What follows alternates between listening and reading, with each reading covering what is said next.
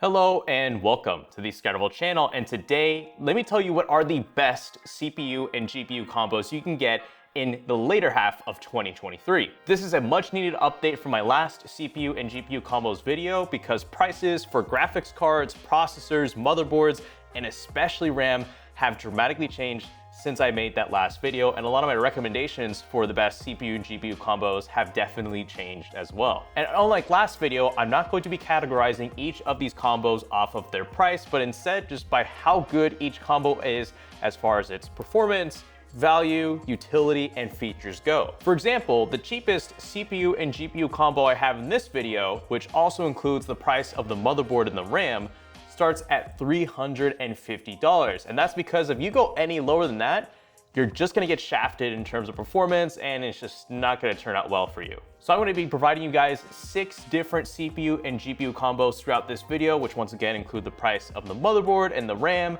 that are varied off of performance and price. But I'm also gonna be showing you guys an Intel and AMD option for each of these combos and describing their individual pros and cons based off of whatever platform you wanna go with. Are you still with me? I hope I didn't scare you. I just needed to go through all that preamble in the first place, just to tell you guys that I really wanna make this video a step up from the last one, which, speaking of, links to every single one of these processors, graphics cards, and my suggested motherboards and RAM kits for all these combos can be found in the description below if you want to check out any of them to center your next PC build around. So finally, with all that said, here's a word from our sponsor.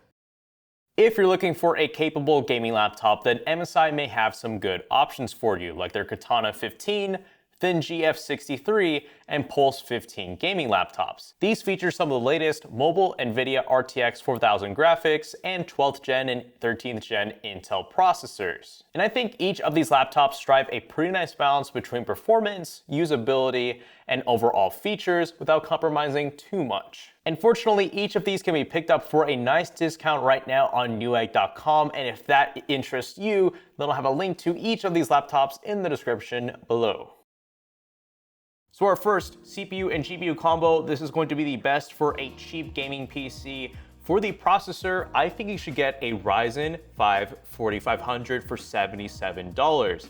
You can pair this up with a fairly inexpensive B450 motherboard, preferably micro ATX, for about $75, a really cheap 16GB kit of DDR4 RAM running at 3600 MHz at $50, and this CPU, motherboard, and RAM will come out to about $200. Now I think this is actually not too bad because you can get a pretty hefty upgrade from that Ryzen 5 4500 if you wanted to through the means of a Ryzen 5 5600X3D or 5800X3D if you want later down the road. And yes, that will be supported even on that budget B450 motherboard. That is indeed possible with a BIOS update, and there shouldn't be any real conflictions with that. So there's actually some pretty decent CPU upgradability if you wanted to go down this path. It's also the cheapest, but just keep in mind this is a dead platform because AM4 is on old DDR4 RAM, and as far as we know those X3D chips are going to be the highest end CPU offerings for that AM4 platform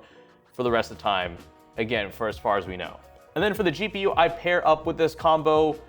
Gonna be real with you, you can't get anything good that's brand new. You just about have only one graphics card out there from Intel, and quite frankly, what you can get for the same price used is so good it outweighs any negative effects you could come across with getting a used graphics card, with it being out of warranty, maybe being used for mining, and maybe being in an owner's hands that didn't take good care of it. But I really don't think those are huge issues from what I've seen and from what others have seen, because I want you to get yourself a used Radeon RX 5700 XT. This is currently, I think, an S tier rank in my used GPU video. So get yourself one of those, or if you want to save a little bit of money, get yourself a regular RX 5700 and consider BIOS flashing it with the 5700 XT BIOS for extra performance for free, which you can follow video tutorials online on how to do that. Once again, please get a used RX 5700 XT if you don't have a lot of money for a graphics card. It is by far the best used graphics card deal and definitely is worth it even if it's used. That's gonna come out to about $350, and this is most ideal for a budget gaming PC around $500 or so that, quite frankly, can get you some actually really good 1080p gaming performance and pretty much almost spot on 1440p gaming performance. It's pretty good. Then for our next CPU and GPU combo, I'm going to present to you guys two different options from AMD and Intel. And this is best for a traditional budget gaming PC that's gonna cost around $700, like my last one that I filmed over the weekend. So here on the AMD side, we have the AMD Ryzen 5 5600 with a $145 price tag. Pair that up with a micro ATX B550 motherboard. Again, the same 16GB kit of RAM like from the last combo, and that's gonna be about $300 before your graphics card. And then for the Intel side, you can look into the Intel i3-12100F for $93, along with a DDR5 version of a B760 motherboard and 32 gigabytes of DDR5 RAM running at 5600 megahertz. And that all comes out to about the same price of $300. So between these two different CPU combinations, they both present their own pros and cons.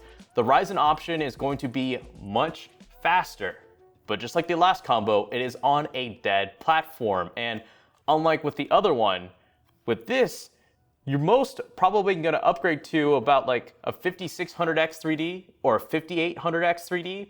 And yes, those will be a lot faster than a 5600, but that's it.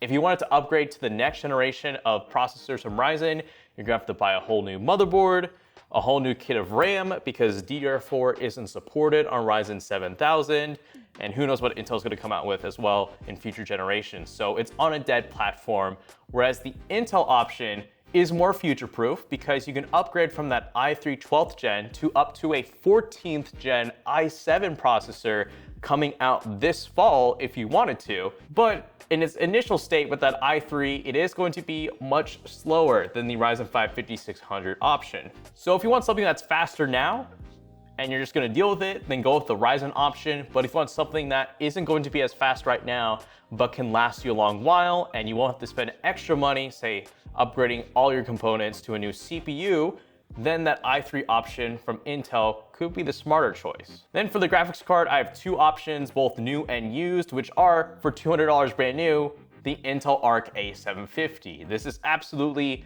one of the best brand new graphics cards you can buy brand new in terms of value, performance, features, and utility. And it's been over a year since they've released, and they've very much refined as far as their overall performance goes, and it's a really awesome workhorse for $200 if you can find one for that cheap. Then for the used GPU option, it's gonna be the same one as the last combo. Get yourself a used Radeon RX 5700 XT. It is so good, you might as well pick it up over that ARC graphics card if you want ultimate performance. But if you want something that's newer, comes with a warranty, comes with the AV1 codec to allow for better game recording and gamer streaming, and I think maybe better ray tracing performance, don't quote me on that, then the ARC A750 could be the way to go. And this will come out to about $500 for both combos, and this is most ideal for a 1440p, 60 FPS, or 1080p above 165 FPS gaming PC. That's gonna be about $700 to $750. So a lot of you who are probably watching this video are most probably gonna be looking at this CPU and GPU combo. Then if we go up in price by about $150, this is the best for a mid-range gaming PC. You have two CPU platform options from AMD and Intel, that being a Ryzen 5 7500F. Yes, that is a CPU that exists. On the AMD side, that costs about $180. You can pick yourself up an inexpensive B650m motherboard from ASRock for about $125. Again, 32 gigabytes of DDR5 RAM at $80. And pre-GPU, that's gonna be about $385. It's a little bit pricey, and on the Intel side, it is a little bit cheaper because you can get yourself an i5-12400F, another B760M DDR5 motherboard, 32 gigs of DDR5 RAM, and that's gonna come out to $350. Now between both of these combos, the Ryzen one is definitely going to be faster, and it is going to be more future-proof. The AM5 socket from AMD for those Ryzen 7000 processors are going to be supported until 2025 and maybe even beyond that. So if you invest in Ryzen 7000 right now, you are going to be safely assured that you'll have CPU support for a long while, and you won't need to upgrade your motherboard or your RAM at all if you want to save money in the long run. Whereas the Intel option is initially cheaper, but it's slower And yes, there is a decent CPU upgrade path because once again, you can upgrade to a 14th gen Intel processor, which those will come out this fall. But I think between the two, get yourself a 7500F.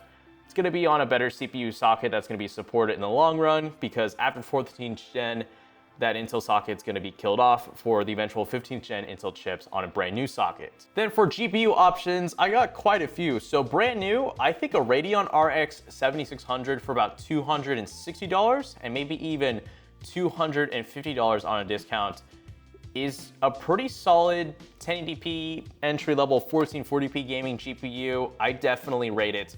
But I'm gonna provide a second option here, and that is the GeForce RTX 4060 with an at-risk next to it. And that is because if you're looking into that graphics card, I think it's okay at a certain price tag. If you can get one on discount for $280 or less, then I think it's worth it over the Radeon RX 7600. And that's because although the raw performance of both those graphics cards are basically the same, for only about an extra $20 to $30 more, you get access to DLSS 3.0, slightly better ray tracing, and yeah, that's about it, but the big one being DLSS 3.0.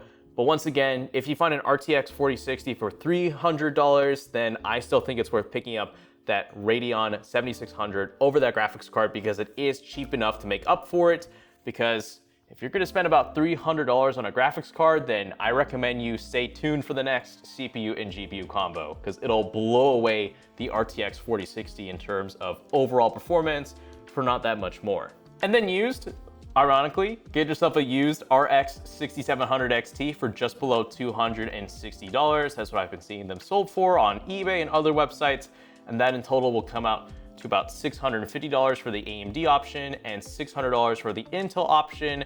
And this is most ideal for a slightly higher end entry. I could say it's a mid-tier 1440p gaming PC potentially, depending on the game. Then I guess this is part two to my last CPU and GPU combo, because once again, you can go with either of those two Intel or AMD options for your CPU platform, but for the graphics card, it is absolutely worth looking at getting a brand new 6700 XT if you don't want to get one used. Because although I'm going to put the price at $340, you can find these on discount for $320. And going into this holiday season, I know they're going to be eventually discontinued as far as production goes, but they're probably going to get some pretty nice discounts on the way out. And that is when you can probably get that graphics card for the absolute best price they've ever been for. And it's a graphics card that's aged incredibly well. The raw performance is punching well above its price. But if you want something used, I think grabbing yourself a used RTX 2080 Ti for about the same price is also not a bad option. It will be slightly faster than the RX 6700 XT. It's gonna have better ray tracing performance, but it won't have support for DLSS 3.0, just regular DLSS. But still, it's a pretty hefty graphics card for about that price. And this more or less is just gonna be the last CPU and GPU combo, just better optimized for 1440p gaming. Then for our next CPU and GPU combo, this is best for a premium gaming PC that's gonna cost about $1,300 to maybe $1,200, depending on how much you spend on additional components. And that is because from AMD and Intel, we have the Ryzen 5 7600X, along with a B650 motherboard, 32GB of DDR5 RAM, although it gets some faster options for RAM there for a little bit more, for about $500. And then on the Intel side, we have the Intel i7 12700KF. Once again, get yourself a B760 DDR5 motherboard, 32GB of DDR5 RAM. Again, slightly faster clock because why not? And it's gonna be just about the same price. Now, I think this is actually a little bit decisive between the two because on the AMD side, it's going to be more future-proof because that socket is going to be supported until 2025. It is going to be slightly faster than the Intel i7 option, but there are less cores and threads. Whereas on the Intel side, you're on a socket that's going to be discontinued next year, although you will have some pretty decent CPU upgrade options in the form of the 14th gen or 13th gen i7 options if you wanted to take that route. But it will be slightly slower than that Ryzen 5 7600X despite it having fewer cores and threads, which is an advantage for the i7 if you want to do any productivity workloads or rendering applications that use the CPU. This is honestly 50-50. I really like how the i7 option has more cores and threads, which is always nice to have, but the Ryzen option is going to be better for long term and for saving you money in the long term as well, because you won't have to replace your motherboard for the next CPU upgrade. Whereas with that Intel option, after 14th gen, that is moving on to a new socket, so you will have to buy yourself a new motherboard at the end of the day, but it's not too much. I guess it is a little bit of a commitment. Then for the GPU option, for about 9 out of 10 of you watching this video, looking at this combo, get yourself a Radeon RX 7800 XT. That's a pretty done deal. For $500, it's probably the best priced graphics card right now out there from this latest generation. So if you wanted the latest and greatest from AMD that has better ray tracing support and support for the AV1 codec over, say, a previous generation Radeon graphics card, then look no farther than the 7800 XT. For its price, you're getting a lot of bang for buck, and quite honestly, for the majority of you watching this video, you don't need to spend any more than this CPU and GPU combo if you want an excellent PC gaming experience. However, it might be worth looking into the RTX 4070 if it's on a discount. If you can get one for $550, then it's all right, because it's kind of the same situation as the RTX 4060. You do have access to DLSS 3.0 and slightly better ray tracing gaming support, but at the expense of, this time, lower raw performance at a higher price. And with lower VRAM too, because that has 12 gigs versus the 7800 XT's 16 gigs. So it's okay, but overall, I'm gonna have to give the kind of weight to the 7800 XT because it is just faster in terms of raw performance without the need of any upscalers, and it is cheaper, and it comes with more VRAM, which is pretty nice at this $500 price tag. Then for our next combo, this is best for a high-end gaming PC, which quite frankly, the last CPU and GPU combo I think was plenty for like 90% of you watching this video. But if you're gonna be playing on a 4K monitor, then one of these two CPU and GPU combos could be for you. On the AMD side, we have the Ryzen 7 7700, the B650 motherboard that's going to be a little bit more beefed up, around $210 with the same RAM as the last CPU and GPU combo, and it's going to come out to about $600. And on the Intel end, we have the i5-13600KF on a Z790 motherboard. So if you wanted to overclock it, you do have that option, although in my opinion, you don't have to overclock it. It's already going to be blazing fast. Same RAM, and it's going to be a bit cheaper at $600. Now, as far as the pros and cons go, the Ryzen option is again going to be better for future proofing because the AM5 socket is going to be supported until 2025. That is going to be excellent if you wanted to upgrade your CPU to something significantly faster in the future. Whereas with the Intel option, after 14th gen, that is it. And I think that's emphasized because this is a 13th gen option.